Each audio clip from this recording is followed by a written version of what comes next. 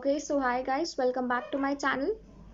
So as I told you and you all know that I am teaching for NCHMC TJE plus I am also teaching for SSC. So in today's video I will cover two topics. First is synonym and antonyms. Okay. And second, people were asking for preparation strategy for 2 months. उसके बारे में मैं explain करूँगी आज. Okay. So let's move on to synonym and antonyms. In NCHM CTJE जो सिनोनियम एंटोनियम्स आपका English का chapter है उसमें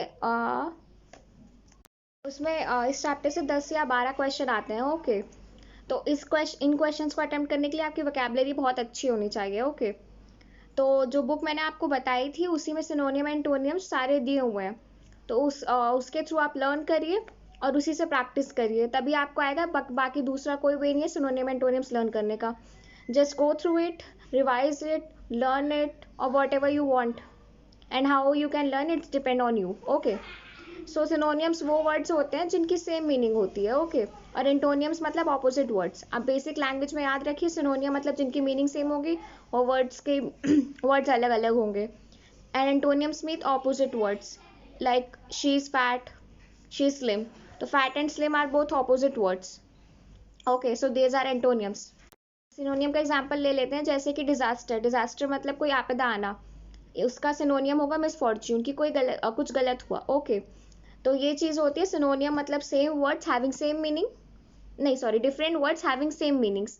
and antonyms are having the words that have different and opposite meaning. Okay okay, मैं एक बार बुक के थ्रू समझा दे रही हूँ. सिनोनियम एंटोनियम्स चैप्टर है, इसमें देखिए वर्ड के अकॉर्डिंग दी हुई हैं सिनोनियम्स भी एंटोनियम्स भी. A to Z आपके सिनोनियम्स दिए हुए हैं वर्ड्स के हिसाब से एंड एंटोनियम्स. ठीक है, ये देखिए.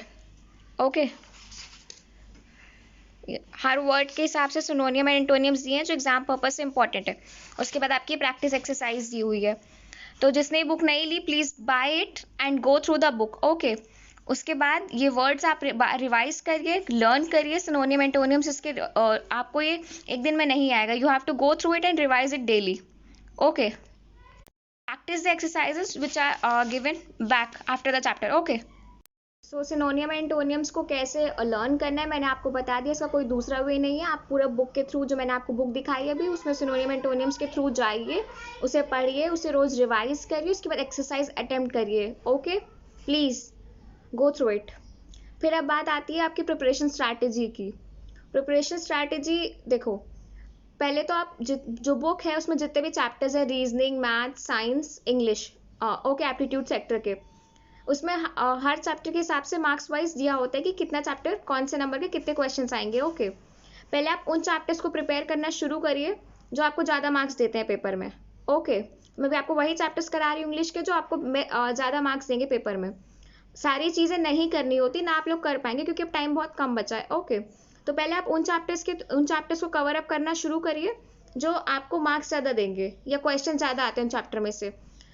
फिर दूसरी बात, इंग्लिश और जो एप्टीट्यूड सेक्टर है आपका, वो सबसे आई थिंक 90 से 100 मार्क्स कवर करता है आपका पेपर में. ओके, सो इसीलिए पहले इंग्लिश और एप्टीट्यूड सेक्टर को ख़त्म करना बहुत ज़रूरी है. ओके, तो इंग्लिश और aptitude sector is most important.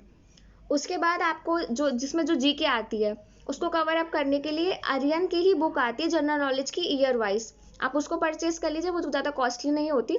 उसे परचेज करिए, जीके आप उसमें से कवर अप करिए. बाकी जनरल साइंस एंड ऑल आप इसी बुक में सब कुछ दिया हो, इसी बुक से कवर करिए. बट पहले ही आपका मेन फोकस होना चाहिए इंग्लिश और एप्टीट्यूड सेक्टर में, to cover all the topics of English and service sector. Okay, आप उसको पहले कवर अप करिए, फिर जितनी एक्सरसाइज दी प्रैक्टिस करिए.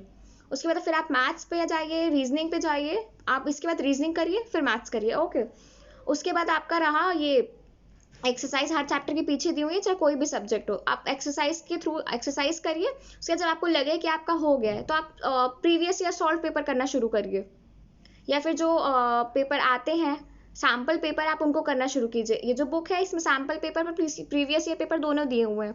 जो आपका सिलेबस कंप्लीट हो जाए, आपको लगा कि आपने सिलेबस आपका कंप्लीट हो रहा है, तो आप प्रीवियस ईयर पेपर स्टार्ट करना चाहिए. 5 साल के प्रीवियस ईयर पेपर सफिशिएंट होंगे करने के लिए. उसके बाद आप सैम्पल पेपर करना स्टार्ट कीजिए. Okay, but please this book is best, go through it This book contains everything: sample paper, solved paper, exercises, everything.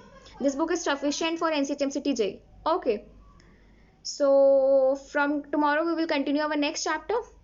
So bye for today, and please study thoroughly. Thank you.